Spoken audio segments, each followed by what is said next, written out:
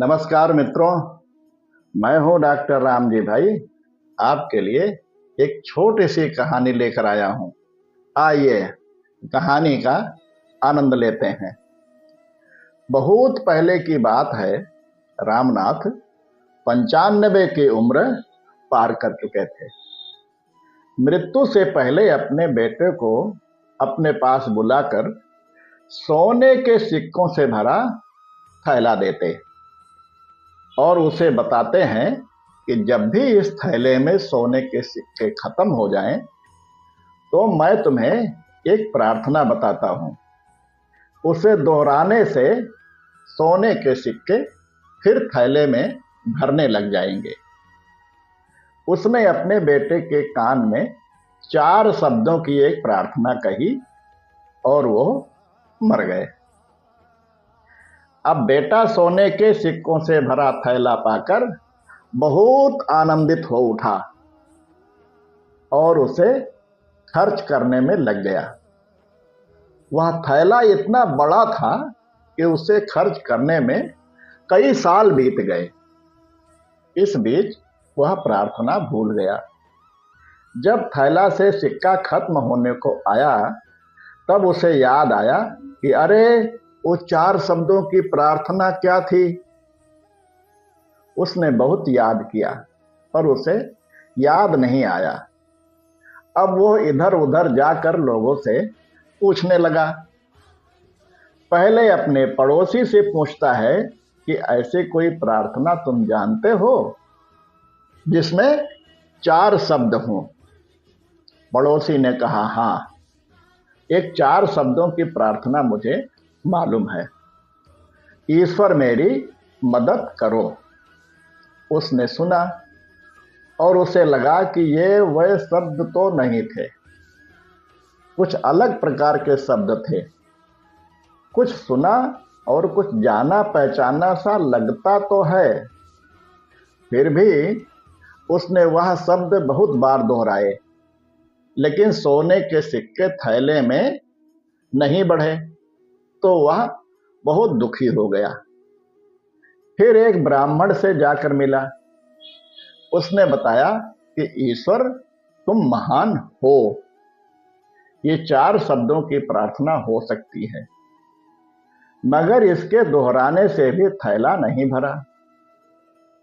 वह एक व्यापारी से मिला।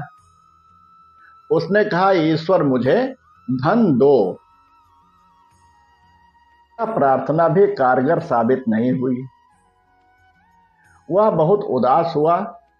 उसने सभी से मिलकर देखा, मगर उसे वह प्रार्थना नहीं मिली जो पिताजी ने बताई थी। वह बहुत उदास होकर घर में बैठा हुआ था।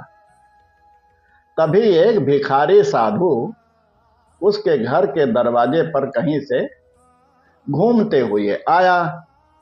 उसने कहा, आज सुबह से कुछ नहीं खाया हूं, बहुत भूख लगी है। खाने के लिए कुछ हो तो दे दो। उस लड़के ने बचा हुआ खाना भिखारी साधु को दे दिया। उस भिखारी साधु ने खाना खाकर बर्तन वापस लौटाया और ईश्वर से प्रार्थना की, हे ईश्वर, तुम्हारा धन्यवाद।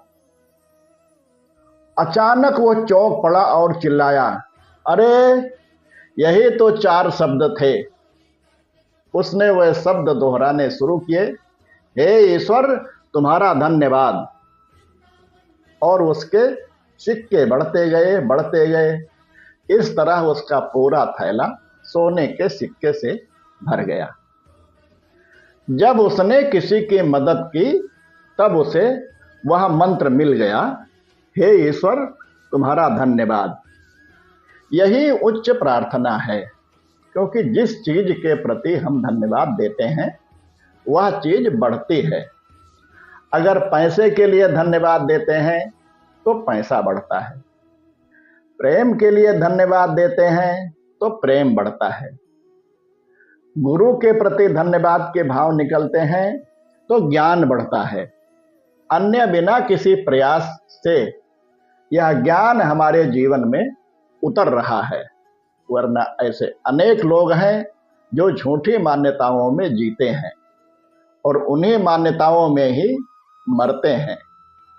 मरते वक्त भी उन्हें सत्य का पता नहीं चलता है, उसी अंधेरे में जीते हैं, मरते हैं। हे ईश्वर, तुम्हारा धन्यवाद। ये 4 शब्द शब्द नहीं, प्रार्थना की शक्ति है। यही प्रार्थना की शक्ति हमें परमानंद देगी। कहानी अच्छी लगे तो लाइक, शेयर एवं सब्सक्राइब करें तथा घंटी अवश्य दबाएं। अगली बार फिर ऐसी ही किसी नई कहानी के साथ आपसे भेंट होगी। तब तक के लिए सभी को नमस्कार।